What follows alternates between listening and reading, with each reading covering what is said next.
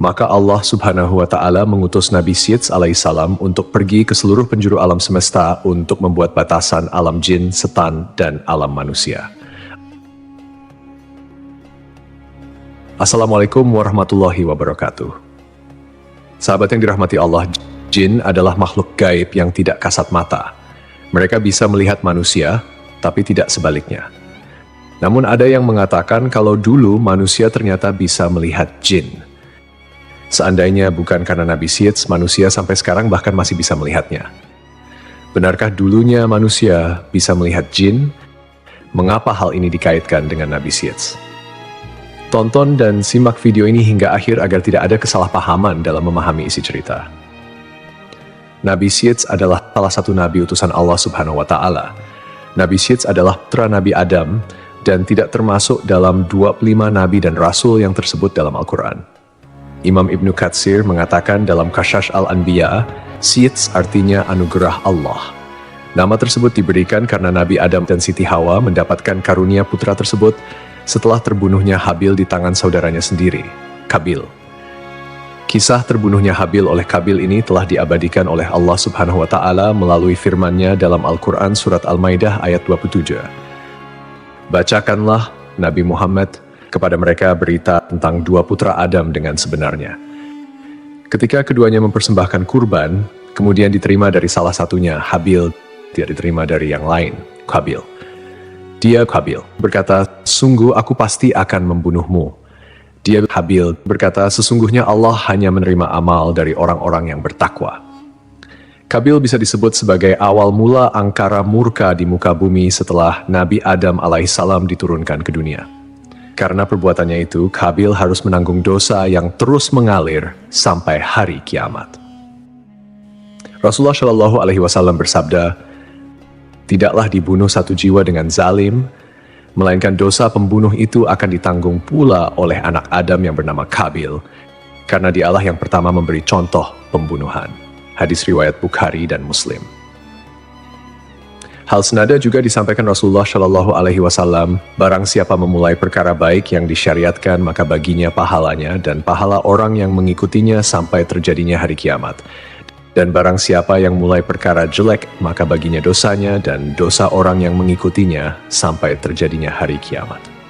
Hadis riwayat Muslim.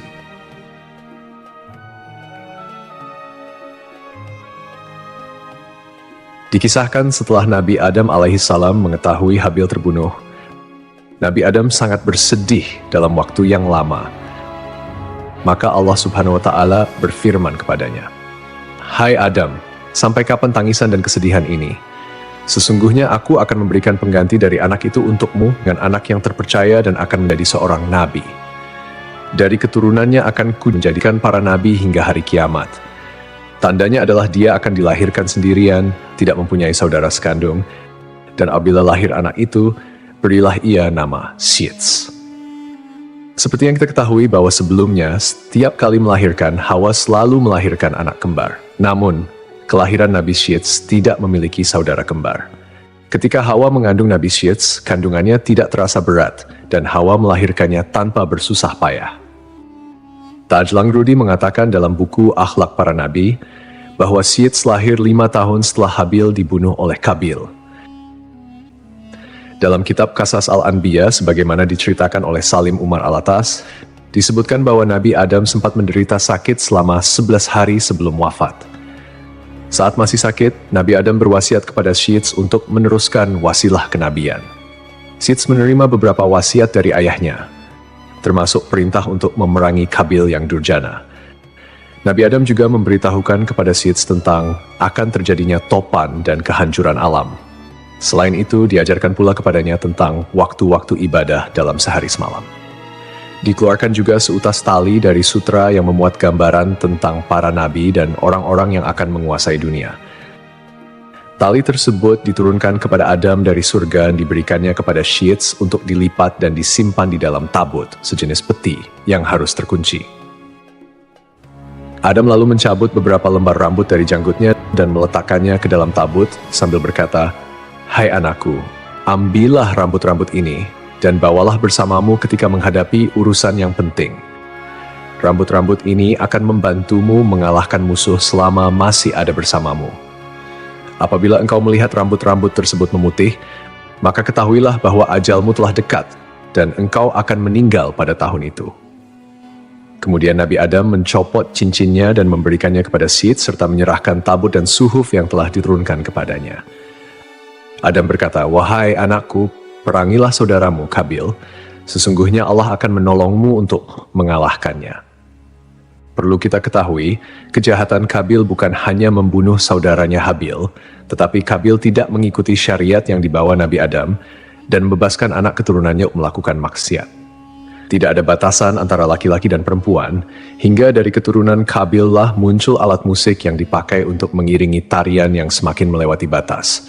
Mereka terjerembab kepada budaya dan gaya hidup tanpa hijab dan aurat. Maka terjadilah perlakuan-perlakuan layaknya binatang.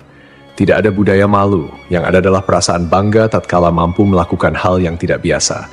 Jiwa mereka terpenjara dalam buayan hasrat untuk mendapatkan kepuasan. Para ulama mengatakan bahwa inilah saat awal mulanya zina.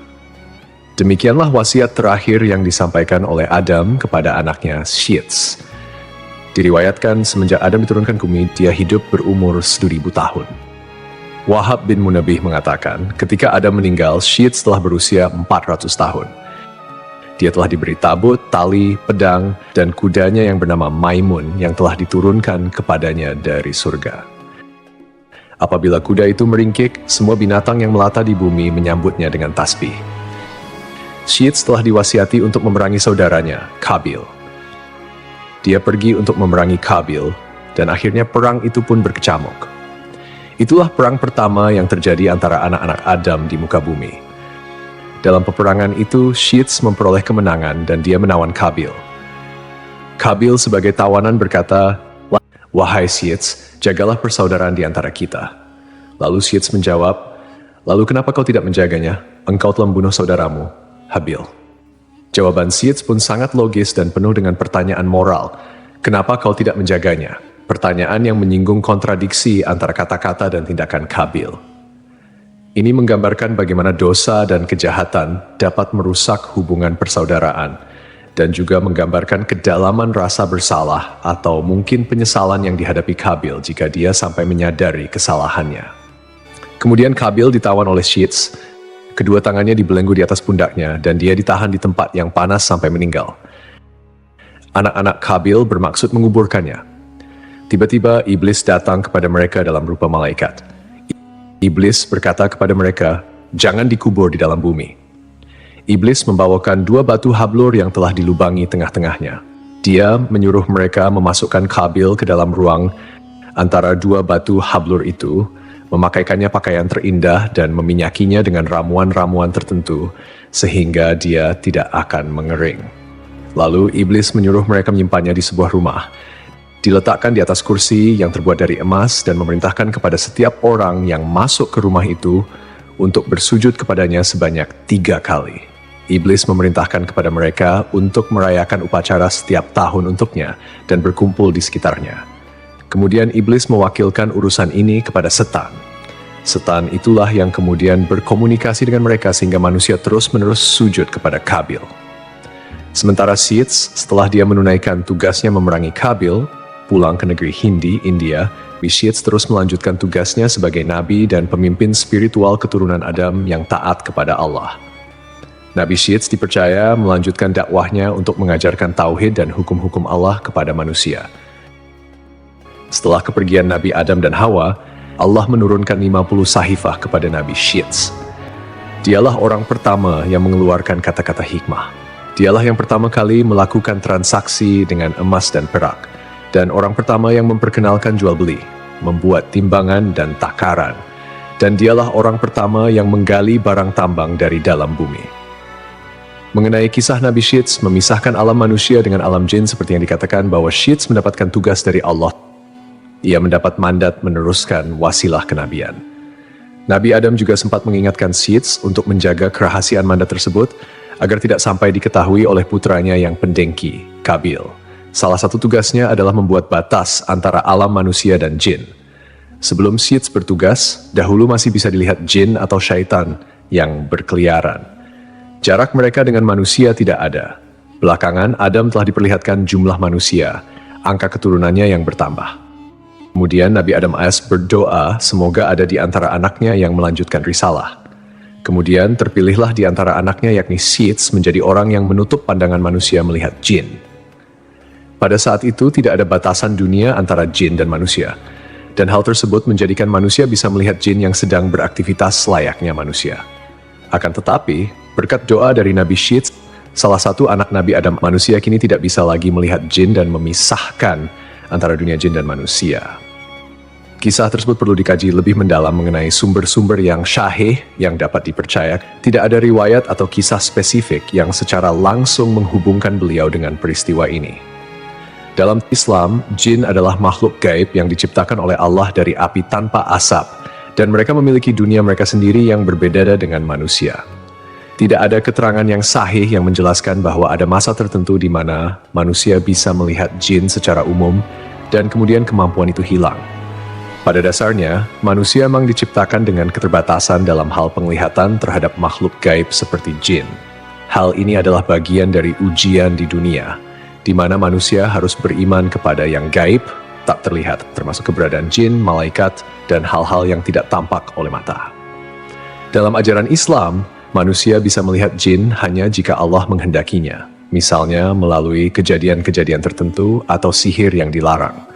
Namun, ini bukanlah sesuatu yang umum atau diceritakan secara spesifik dalam sejarah Nabi Sits. Wallahu a'lam bishawab. Hanya Allah yang mengetahui kebenaran yang sesungguhnya.